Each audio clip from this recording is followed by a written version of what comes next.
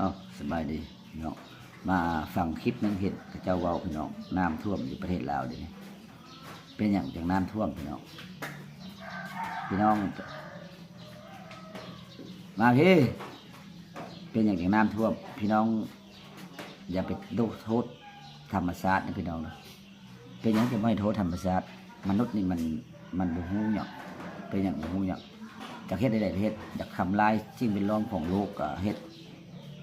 เป็นยังจะว่าทำลายสิ่งแวดล้อมของโลกเอาตัดไม้ทำลายป้า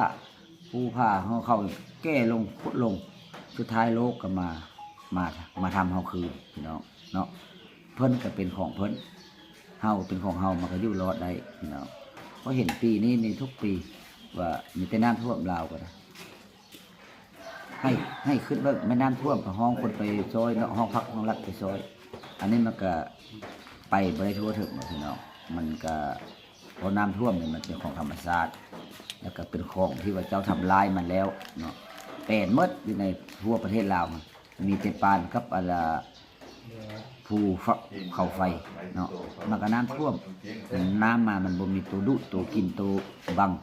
มันก็ยากพี่น้องเราก็เห็นคลิปนี้เดี๋ยวนี้ยังน้ำท่วมอยู่แถวฟังบ้างเลยคือแถวบริสุทธิ์ใจเลยพี่น้องก็อยากฝากพี่น้องเนาะทุกคน FC ให้กำลังใจกับเจ้าแต่ว่าเฮาและทำร้ายมนุษย์ตัวเองบ่ทำร้ายมนุษย์ตัวเองก็คืออะไรก็คือว่าเฮานี่สร้างมีแต่อันบ่ดีต่อมนุษย์ต่อสิ่งแวดล้อมของโลกเนาะก็บ่ตีพี่น้องถ้าว่าผู้ใดทำใจได้ก็ทำถ้าให้ประจำได้ก็ไปได้ก็